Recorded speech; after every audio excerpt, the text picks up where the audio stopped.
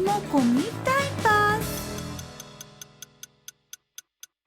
Hello दोस्तों, मेरा नाम है गटरू और मैं हूँ आपका होस्ट।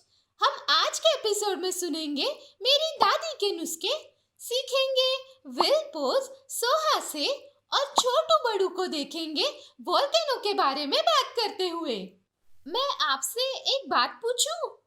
आपको जब गुस्सा आता है तब आप क्या करते हो? मुझे तो कभी-कभी बहुत गुस्सा आता है, पर मेरी मम्मी कहती है कि गुस्सा करना बुरी बात है।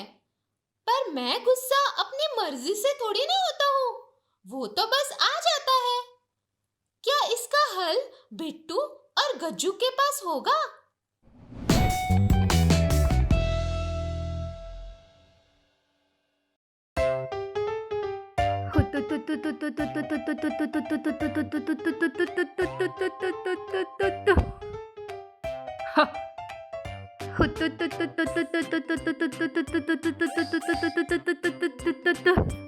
ये क्या कर रहा है गज्जू? कल हमारा कबड्डी का मैच है बिट्टू। मुझे हर हालत में जीतना है। अरे वाह, तू कबड्डी भी खेलता है। इसमें हंसने वाली क्या बात है? हाँ, मैं कबड्डी खेलता हूँ और हमारी टीम कल फाइनल मैच खेलने वाली है। सॉरी गज्जू, मैं तुम पे हंस नहीं रहा हूँ। मैं एक्साइटेड हो रहा था कबड्डी का नाम सुन के। वो क्यों? मैंने एक बहुत बढ़िया कबड्डी मैच देखा था जिसका स्टार था अरबी। अरबी? हाँ, अरबी बहुत छुपा रुस्तम है।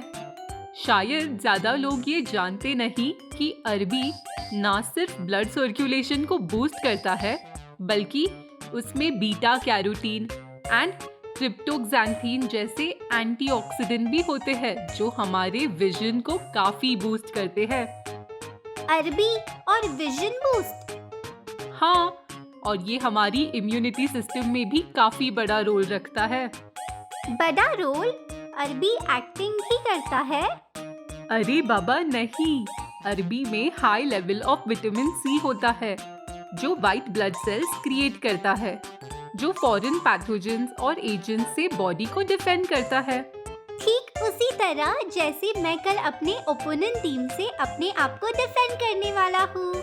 हाँ बिल्कुल गज्जू।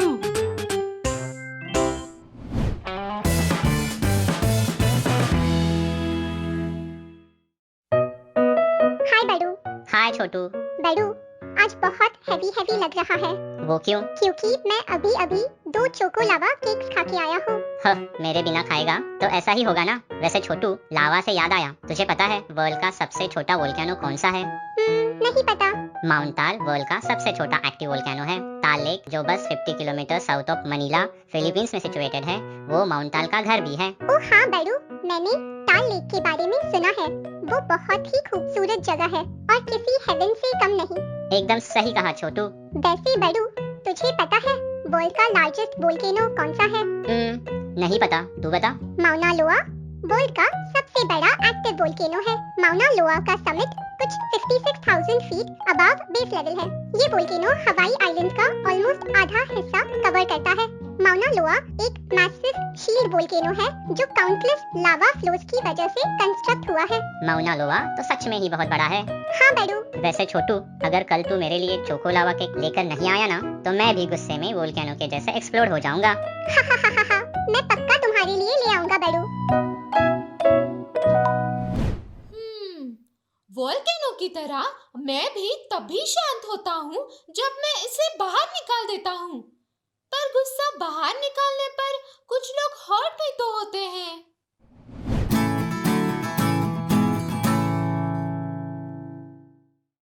अरे गटरू, बहुत दिन हो गए, तेरी दोस्त गिप्पी के बारे में मैंने कुछ नहीं सुना। कैसी है वो? पता नहीं मतलब? पता नहीं उसे क्या हो गया है। मुझसे वो बात ही नहीं करती। बस एक दिन हमारे डांस क्लास में उसका डांस मुझे बहुत फनी लगा था, तो मैंने उसको जाके बोल दिया कि वो बहुत अजीब लग रही है डांस करते हुए। जो बात मन में आए उसे 1 मिनट देकर पहले सोचो, कहीं इस बात से कोई हर्ट तो नहीं होगा? क्या ये बात बोलना जरूरी है? अगर हाँ, तो क्या हम इसे प्यार से बोल सकते हैं? तू गिप्पी को ऐसे भी तो बोल सकता था कि उसके आज के डांस से ज्यादा वो एक दिन पहले के क्लास में और ज्यादा अच्छा डांस कर रही थी। हाँ दादी, मुझे अब समझ में आ रहा है कि मुझसे क्या गलती हुई है। मैं ये बात अब हमेशा ध्यान में रखूंगा और मैं अभी गिप्पी को जाके सॉरी बोलता हूँ। दादी की बात भी सही है, दूसरों के लिए माइंडफुल होना भी जरूरी है। मैं ना पहले उसे अपनी बात शेयर करूंगा जिसके वजह से मुझे गुस्सा आया था। अगर ये पॉसिबल नहीं है तो फिर मैं अपने गुस्से को ड्राइंग या कोई स्पोर्ट खेल के उसे एक्सप्रेस करूंगा और मैं जब शांत हो जाऊंगा तब मैं इसके बारे में किसी दोस्त के साथ शेयर करूंगा। हाँ, ये सही रहेगा।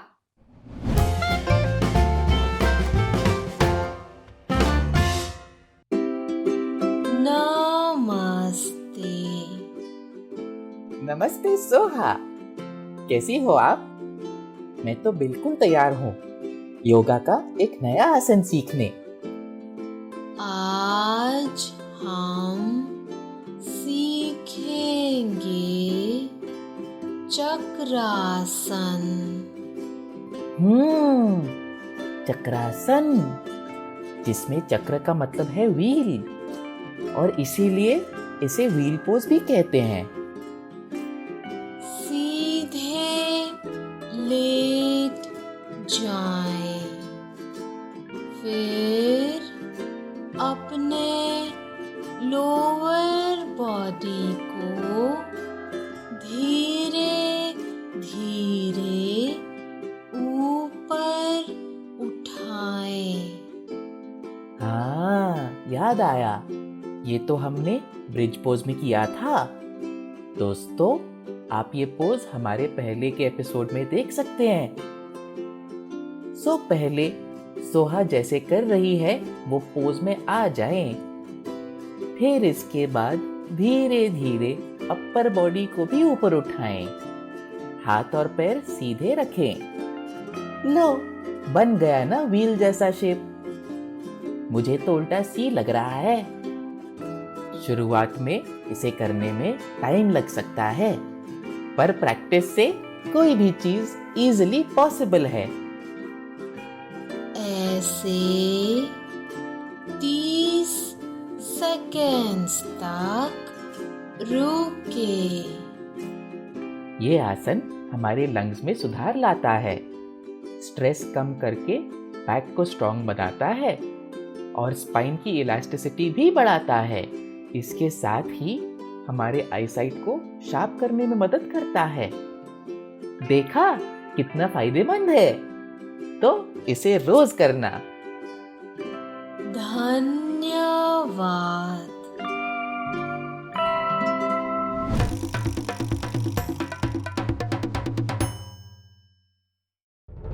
1857 का भारतीय विद्रोह। ब्रिटिश राज के दौरान भारत के लोगों के बीच अशांति और असंतोष था। हिंदू सैनिकों ने गोरखा सिख के सैनिकों को अपने रैंक में शामिल करने का विद्रोह किया।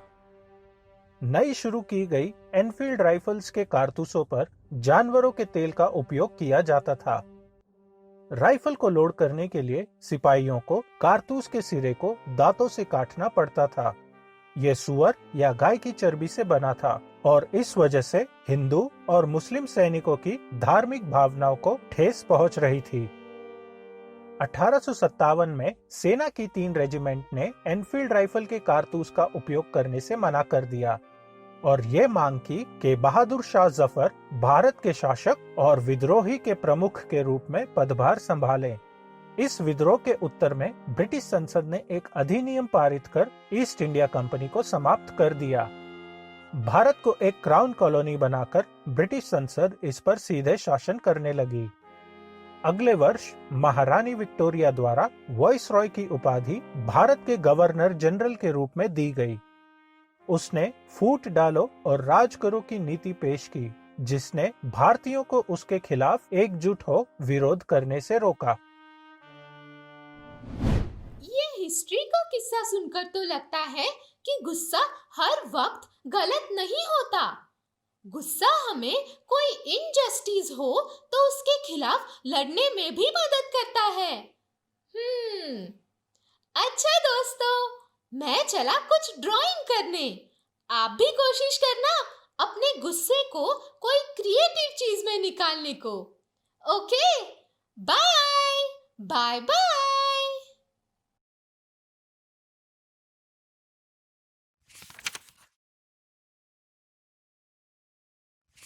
Mokomi Time Pass.